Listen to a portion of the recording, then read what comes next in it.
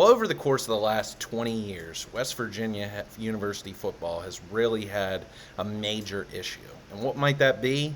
It's the fact that they have never been able to pair, in years when they're supposed to be contenders, a good offense with a good defense, or a good defense with a good offense. And I have a few years to start out this video that are really case in point. Good offensive years.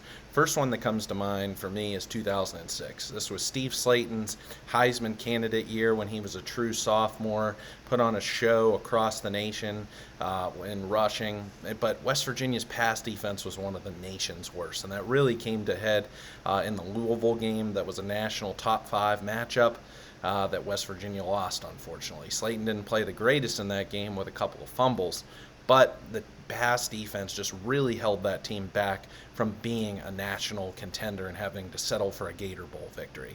In 2012, we all know the Geno Stedman, Tavon, greatest show on turf offense, but West Virginia had Pat Miller and then Broderick Jenkins as your 2 starting cornerbacks and couldn't stop a cold. In 2018, even with Will Grier, David Sills, Gary Jennings, and putting up 40 points per game, but really couldn't stop David Montgomery and Iowa State, Taylor Cornelius in Oklahoma State, and of course Kyler Murray in Oklahoma in that matchup in Morgantown. Great offensive years, but defense just couldn't play up to the capability of the offense, and West Virginia couldn't maximize on its potential. Now, there are some years that West Virginia had a good to great defense, but really a bad offense. And the first one that comes to mind for me is 2010. West Virginia had the second best scoring defense in the country, with Chris Neal as the nose tackle anchor, Bruce Irvin with double-digit sacks, Keith Tandy, Robert Sands, Brandon Hogan manning the back end, but Jeff Mullen was the offensive coordinator in an offense that featured both Noel Devine and Tavon Austin. But let's go to a power eye and use Ryan Clark as the feature back. In 2016, West Virginia wins 10 games, and is led by one of the nation's best at cornerback in Rasul Douglas. But Skyler Howard just cannot beat a ranked opponent, namely the 2 schools in Oklahoma. And then from 2019 to 2021, I know these weren't years that necessarily West Virginia was supposed to be a contender, but you could say that offense in 2019 really overachieved of what you should have expected, losing Sills, Grier, Gary Jennings. Even into 2020 and 2021, the defense really overproduces, keeps West Virginia in games, but never gets any run support, really, to use a baseball term, because Jarrett Deggy at quarterback. So, the best years that West Virginia's had over the last 20 years, I'm thinking 05, 07, 2011, and maybe even 18 to a certain extent, was because that those teams were balanced offensively and defensively. Think about those BCS Bowl victories and how vaunted the West Virginia defense came to play, or just really held their own with some unsung heroes that made plays when you absolutely needed to, while having really talented offense. So I take a look at I went on vacation. If you took a look at my video from a couple of weeks ago when I talked about honoring the legacy of Jerry West, and I need some beach reading material about college football. So what do I do? But I pick up a Lindy's college football magazine on my way into the airport. And listening to a lot of podcasts this time of the year, getting ready for the college football season, not necessarily specific always to West Virginia, but collegiate, nationally as a whole. But of the few times that West Virginia has come up in some of those national podcasts, or specifically in this magazine, the biggest issue, once again, that West Virginia has, that's been talked about, by everyone that I'm reading nationally, is the defense. And I don't want this to be a year in which West Virginia has this, like I've chronicled over the last 20 years, a great offense, and it's shaping up to be so with all the returning production that's coming back, and a poor defense. Because if you've been a follower of my program, and this is the one bullet point that I feel like Neil Brown and staff have not necessarily manifested or made come to fruition, but again, it's not, games haven't been played yet. since the end of the 2023 season into 2024. If you've watched this program, I really called for this after the Oklahoma game, and we saw a bit of it, which I'll touch on in just a second. But really was a defensive schematics and/or philosophical change to this defense. I'm tired of watching high-powered offenses like in Oklahoma's just do whatever it wants against West Virginia's defense, and it really doesn't matter what the offense does if a defense can't sniff a cold, or can't stop. If you can't stop a child at a pillow fight in the way that you're tackling or the way that you're playing pass defense, you're not going to beat. I don't care who you're playing. Defense travels more so than offense. We've seen that over the course of time. And it's just so, West Virginia was so Jekyll and Hyde, I felt like, in 2023 defensively. And then they would have fantastic spurts. I can think back, thinking of like it all started in the like Texas Tech game into TCU, where West Virginia, even against Penn State, I thought gave it their all defensively as best they could, but like really started to pick up steam in that Pitt game. Duquesne into Pitt, into Texas Tech looked phenomenal. Maybe the best game defensively they played all season. Into the first half against TCU, and then just the wheels started to fall off into the second half. Just was getting passed on at will, Chandler Morris being able to run more frequently on them, and you kind of saw this up and downness to the defense last year. And I know that injuries played a part in it, specifically at linebacker. But you got to that Oklahoma game, and Dillon Gabriel and co. were just able to do absolutely anything at will that they wanted to on West Virginia's defense. And I just got about sick of it. I had it, if you will go back and watch that post-game video. Now, against Cincinnati the next week when West Virginia came home, West Virginia's offense was moving at will on the Bearcats' defense. Cincinnati really didn't have much to play for at that point in time in the season. You're kind of wondering where all their players' mindsets were at, specifically at quarterback, going through kind of a quarterback competition in game. So ran all over Cincinnati, wasn't much of a contest, could play one-sided type of defense where they could just key on the pass. In Baylor, they looked shoddy, especially in the second half when Sawyer Robertson was just running like a chicken with his head cut off and nobody could tackle him outside the box, and he was picking up first down, sliding head forward because he was so big. And then in the North Carolina game, you didn't respect the passing ability of North Carolina's backup quarterback. I forget his first name, but his last name was Harrell. And if it wouldn't have been for some really timely turnover in the end zone, with Aubrey Burks coming away with an interception, and then a punt return by Beanie Bishop that changed the whole complexion of that game, West Virginia's defense did well enough in that Duke's Mayo Bowl to stick around with you, but not and came away with enough sacks and tackles for loss in the second half that moved their statistics up enough that you look at it in totality for the season, it's like, okay, West Virginia played okay defense. Well, they really didn't play great defense until they came away with, I think 7 tackles for loss or something in that last game against North Carolina, especially in the later third quarter and fourth quarter when they were just sending the dogs, sending Jalen Thornton even after Harrell to try and stop him when West Virginia was up multiple scores. So what I have been saying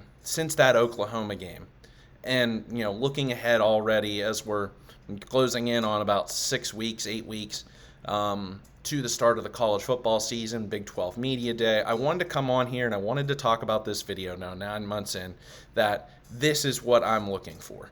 This is the biggest thing I feel like, not necessarily holding back because we don't know just yet, but this is the biggest question mark about West Virginia's prospects for a best season in recent history in 2024 is this defense, is how many marginal steps forward that it's taken from a coaching perspective, that it's taken from a player development standpoint, and do you have leaders at all 3 levels of your defense that can be counted upon. So, if you ask Neil Brown and you look back at some of his post-game remarks and some of his press conference, apparently they did make a change after that Oklahoma game by going to a 3-4 defense. But I look back at the snap counts and stats from that game, and it was really just Marcus Floyd, a safety, 6'1", ish, 205, 210 pounds guy,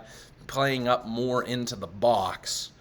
And that was Neil Brown's assessment of West Virginia playing more like a 3-4. That's not what I'm talking about. So there were just things that I read over the end of the season, throughout the spring. I've talked about this on this program, and even sent a message off to writer Keenan Cummings over at Rivals.com, asking him this question. Like, I just feel like there's a bit of double speak. Neil Brown talking out of two sides of his mouth that, they were playing a 3-4 defense to end the season. They are a 3-4 defense. But then going and saying that we only feel comfortable with playing 6 of our linebackers, so we may not necessarily have the bodies just yet. What? And then you only add 3 transfers to their front 6, or what I'm saying should be their front 7, in TJ Jackson on the defensive line, Ty French as an outside linebacker, and Reed Carrico. But you add twice as many defensive backs, 1 safety, but 5 corners. You hire Victor Cabral as the outside linebackers coach. You still have Jeff Coons as your inside linebackers coach. So what position group really does Jordan Leslie coach at this point in time? I know he's the defensive coordinator, but does he not have necessarily a position group? Is he the head coach of the defense in the same way that Tony Gibson was the head coach of the defense under Dana Holgorsen? Is that the kind of approach that we're taking now with this staff? I know Dante Wright left for Troy to be their defensive coordinator. West Virginia didn't make an internal hire, stuck with Shadon Brown to coach both corners and safeties. So is one coach going to coach still 5 players in a 3-3-5 stack team, but you have 2 coaches to coach 3 guys? This isn't making any sense to me. What is I don't get the numbers. If outside linebacker in a 3-3-5 scheme, is 2 guys potentially, in your bandit or whatever you want to call it these days, and your will linebacker on the outside, is Jeff Coons only coaching 1 middle linebacker? I'm not understanding this. So when I first thing I look for when I'm opening up this Lindy's magazine, other than reading what I expected, top 25 rankings, position groups, this yada yada yada, I want to take a look at the West Virginia page. And what do I see when I'm looking in at the roster projection? Projected starters, and we're going to see this again if you've gotten Phil Steele's magazine, or you've gotten Athlon, or we're going to have Big 12 Media Days coming up here in a couple of weeks, so we're going to get at least an on paper projected starters for that. I'm seeing a 3-3-5 once again. It just makes my blood boil when I see, and this is nothing against Jaheim Joseph. We don't know anything of what he's going to do really necessarily in a Mountaineer uniform yet. But he's the projected starter rather than this Ty French at the other outside linebacker position that I will listen to an entire, I think it was the 3 Guys Before the Game podcast with Tony Caridi and general manager Drew Fabianich, and he went on and on about Ty French, and he's not your projected starter, and you're still running a 3-3-5 with 5 defensive backs. The reason why is I've seen the 3-3-5 for now the better part of 20 years. First under Jeff Castile, then Tony Gibson, then now Jordan Leslie. And the 3-3-5 is not the best base defense that you can run. It's a good sub package for more obvious passing downs, rather than a 3-4. And I'm looking at West Virginia's schedule for this year, and first and foremost, you are outweighed when you're stopping the run with how many run-heavy teams that West Virginia is going to face this year, starting it off with Penn State. And if you're going to put Eddie Vesterinen and Sean Martin and Fatorma Mulba, yeah, you got three guys who are, pushing or over or just under 300 pounds, but you have three to their five. And if you bring up a tight end, you're now doubled. So if you're blitzing three linebackers, let's say, and you're blitzing, so you're committing six guys.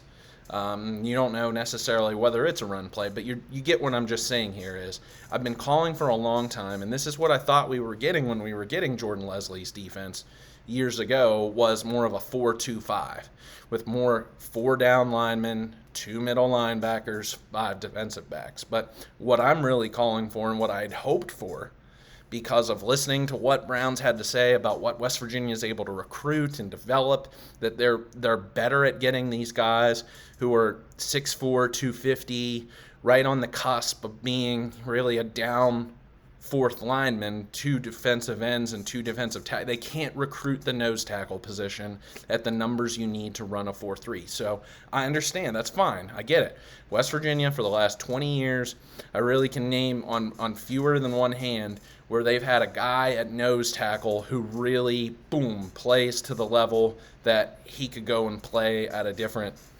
school, predominantly, in the SEC or Big Ten, and be an NFL player. I loved Chris Neald. That's why I mentioned him on the onset. Darius Stills was fantastic. Even Jordan Jefferson, transfers to LSU, becomes an NFL draft pick. So, there are, a few guys here and there, but you just don't have your Mount Cody from Alabama. You don't have your Tavondre Sweat from Texas Tech. 300-plus pound big guys at defensive tackle are the hottest commodity, most expensive, according to NIL projections out there. There just aren't enough 18 to 22-year-old guys who can play at that level. So I understand it if West Virginia feels like, okay, we have to punt on being able to do that. Let's go to a 3-4, and we can get these more hybrid athletic guys who may not necessarily be big enough to play on the defensive line, but maybe fast enough, and we can coach them up that they can play outside linebackers. And I like that. I like the way that this roster really even is shaping up to be able to do so. So I don't buy that when I'm like, there's six guys, according to Neil Brown, that they feel comfortable about at linebacker. If you put Tyron Bradley on one side, you have on the opposite side Ty French. I'm calling him a starter. And again, this can be just first, second down necessarily. You can swap them out, rotate in guys how you want to use them.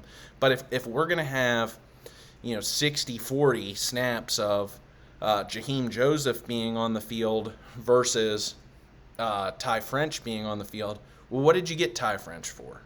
I mean, is that his ceiling in his last year of college eligibility is just being a backup for 1 year behind Tyron Bradley, and then he's out of eligibility? That's what you used him for? And then, I like the two-man rotations in the middle of Reed Carico or Carico, I can't get that pronunciation right, and Josiah Trotter, and then Trey Lathan and Ben Cutter. I love that. So I know that you're kind of thin at two of those outside linebacker positions in the second strings, but what have you been using these last three scholarships for? I understand if you didn't feel necessarily comfortable enough to go out there with just two starting, two guys you feel comfortable enough at quarterback, and you wanted to go get a Ryder Burton. But did you need that? I don't think you needed that as much as you needed some guys in the front six or one of these outside linebackers. Why did you go get a Justin Robinson at wide receiver when you have Traylon Ray, Hudson Clement, Jaden Bray, and a whole bunch of guys who I think you can plug and play at these different pass-catching positions? And you completed, or I think attempted, the fewest number of passes in the last 17 years of WVU football. But let's go out here and let's go get another wide receiver. And then what was the last one that West Virginia brought in on another transfer just recently in the last few weeks offensively as I pull up my roster here. Yeah, Ryder Bird. Oh, Greg Genross at tight end. I'm like, okay, I understand the idea here is he's going to essentially redshirt in backing up Cole Taylor. And what is he going to get? Maybe 6 snaps a game? 6 snaps for 12 games? That's your insurance policy for Cole Taylor? You're telling me that Traylon Davis can't play? He has that bad of hands that if Cole Taylor goes down with injury, that he can't fill in and play the pass-catching tight end role? I just don't understand these decisions of Genross, Burton, Robinson when you're saying, oh, we don't have enough guys at linebacker to be able to play a base 3-4. What I'm saying about the 3-3-5 is you do not create enough pressure when you only rush 3-4 guys consistently. When that happens, you have a myriad of issues. You don't create enough pressure, so you're, as I've already mentioned, you're getting outweighed and stopping the run. Or if you give another opposing quarterback 3+ seconds, as we saw with Dylan Gabriel in that Oklahoma offense this past season, you're susceptible to over-the-top bombs. Now, West Virginia, I think, did a good enough job last year transitioning from more of a match defense, which they were running in 2020 and 2021 in the secondary, to running just strictly zone. What they were dealing with the issues in 2022 in the secondary, it seemed like they really figured that out last year, and we saw that in a bounce-back season by Malachi Ruffin at cornerback, and then, of course, Beanie Bishop playing at an All-American level. So if you just sit back, you're only rushing 3, maybe 4, dropping 7 or 8, and they're just sitting there in zone defense. If you give them more than 3 to 4 seconds to let wide receivers kind of run all over the place, or whether they go deep, that's when you're susceptible to bombs over the top and getting beat. And I've seen this now for the better part of 20 years. The 3-3-5 defense is best when you're sending multiple different defenders, yes, rushing a safety, rushing a corner, rushing your middle linebackers, rushing your outside linebackers. And, of course, you're sending your front 3 every single play when you're rushing them from all angles every single play. And we saw that done pretty beautifully under Tony Gibson, but my impression is Jordan Leslie is just way too conservative in the way that he calls these defenses. I mean, I watched back this past week that Houston game just because I wanted to kind of see where was the mark, where did West Virginia change in its defense, when did it break? And it was really that Houston game. That Houston game was just bad defense, uninspired. I mean, played good in spurts, but, really relegated, I feel like, Jared Bartlett. And I know he was a 6-year guy. Tyron Bradley looks like he has a higher ceiling than what Jared Bartlett does, but relegated him to being a 24/7 spy, just off the weak side rush end. It was almost as if West Virginia was playing with just 10 defenders instead of 11 when Bartlett was just standing there. The snap would go back, and he would just be standing at his end, maybe make a little bit of contact with the outside, tackle, whether that be left or right, and you just didn't understand the point of him being a part of the play.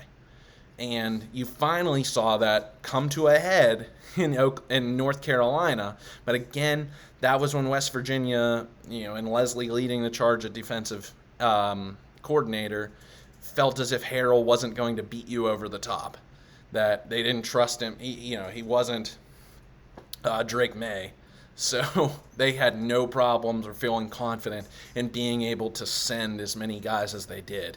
And I'm saying that's how you have to play the 3-3-5. Don't care whether it's Harrell or whether it's Drake May at quarterback. That's how you have to coach. And, I mean, the numbers speak for themselves. I look at it, scoring defense, just 62nd in the country, giving up 26 points per game, which right around was where my goal, if not better, for this team last in 2023. So better, than 2022.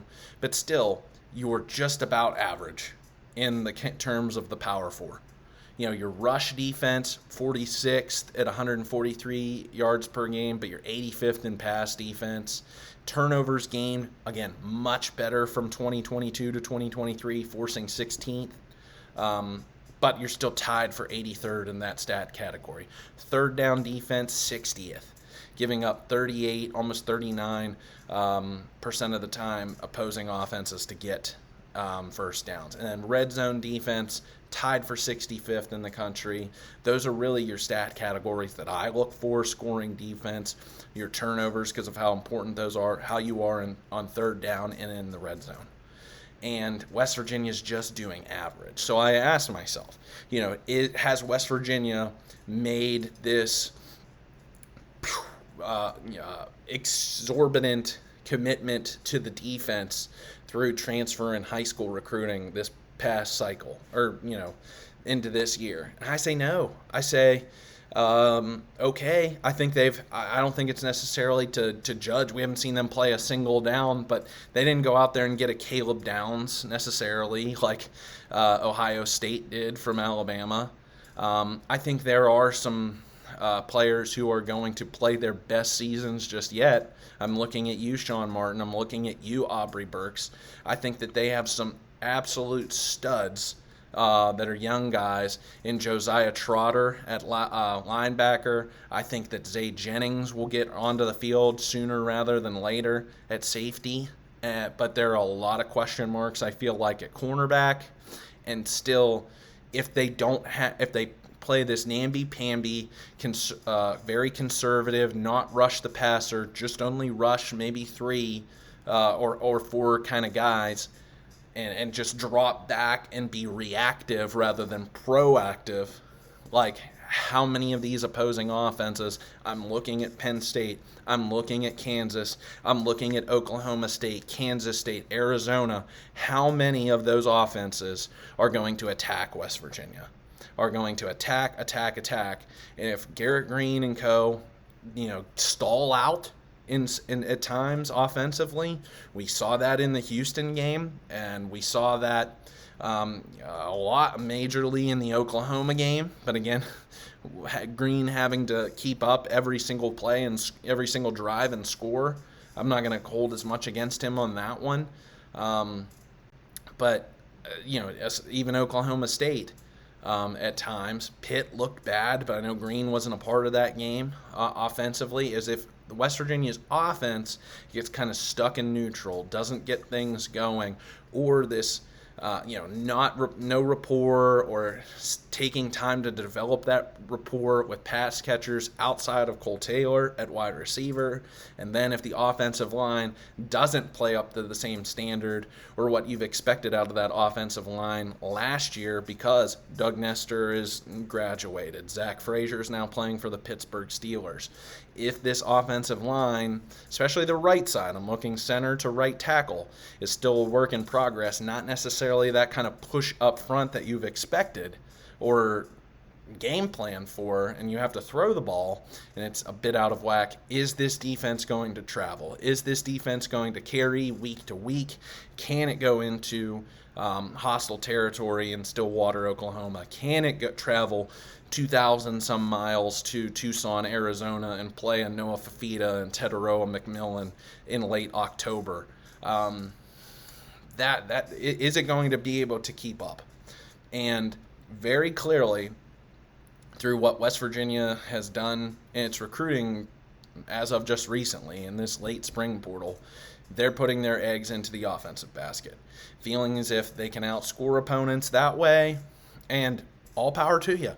If it works, that's what I'm hoping for. That's what I want. I want to see that all season long. I want this offense to score close to 40 points per game. I want them to be firing on all cylinders. But I'm also a pragmatist. I'm also a realist, and I know how important defense is, especially given my years that I told you about when West Virginia has a great offense. How many times have you seen the defense just isn't up to snuff? And the talent isn't so far off. We're not talking 2019 here, where with just a few tweaks, and I'm talking about heavier players onto the field and a Ty French instead of a Jaheim Joseph more of the time, and dedicating multiple players to attacking, blitzing, rushing after the quarterback, and playing stout defense. And that's the thing, is it wears on you. So you need more defensive linemen. I'd love to see West Virginia go out there if they can. I know that the portal isn't necessarily closed per se, but looks pretty much wrapped up for this year of who you're going to bring in, and going and getting one more defensive lineman. One more defensive lineman. Because I don't know, after missing the spring, is Asani Redwood going to go out there and give it, give you what you expect, especially in the first 8 weeks where everything matters to you? Are you just playing really with 3 defensive ends in Vesterin and Jackson and Martin, and then there's a whole bunch of question marks with some true freshmen, Zachariah, what's his name, Gabriel, I think? No, I'm thinking Nate Gabriel. Zachariah Keith. That loss of Tamia Durage, I really think that was the biggest loss of the entire season to the transfer portal, because they were counting on him.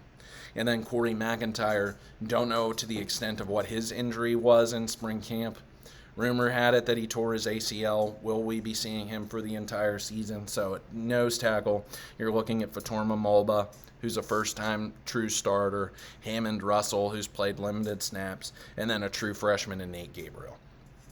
So very clearly, from a roster standpoint, the investment late here has been into the offense and then the opposite sides of the secondary. So adding 5 cornerbacks totally scares me. What does that say about where this team is at that position group, and we know how important it is. So what are your thoughts? I'd love to hear. Is it all smoke and mirrors, or on August 31st is West Virginia going to trot out 3 down linemen, 4 linebackers, and 4 set guys in the secondary, 2 corners, 2 safeties, and that's going to be their base defense, flipping to from a 3-4 to a 3-3-5 in more obvious passing downs, which is totally fine with me? Or do you think the defense was fine? They just suffered some key injuries at linebacker this past year and would have been totally fine had it not been for those injuries at cornerback. Do you think I'm wrong? And Jordan Leslie is a great defensive coordinator. You don't mind the way that he calls games. He's forced to be able to call games. I don't have like a huge criticism against Jordan Leslie, because, again, every time West Virginia has needed the defense to bail them out, and I'm specifically looking back at last year, they did that. Look at that September stretch. Pitt, Texas Tech, TCU, defense bailed them out. UCF, phenomenal. Down on the roads, mainly because of Beanie Bishop with those interceptions. But when you need West Virginia to come out, strain, and get a victory, it's the defense who leads the charge and gets them a victory. Even though I think in that UCF game, the offense played pretty well too. But you get what I'm saying here, is that I don't want to say he's necessarily, like in June here, that he's on the hot seat. But I want to see some diversity. I want to see what is the scope of his defensive prowess. Is you've added a new coach to coach outside linebackers specifically.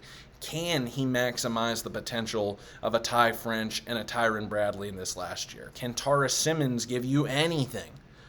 Is he just a special teams player? Can Obina Onwuka actually contribute for you as a true freshman? Mekhi Byerson, is he a down lineman, or is he an outside linebacker? And can he rush the passer as well? I think there are some things you don't necessarily need to settle and do the same old every single time. So what are your thoughts on that? Do you think they need to stay part of the course? The 3-3-5 has been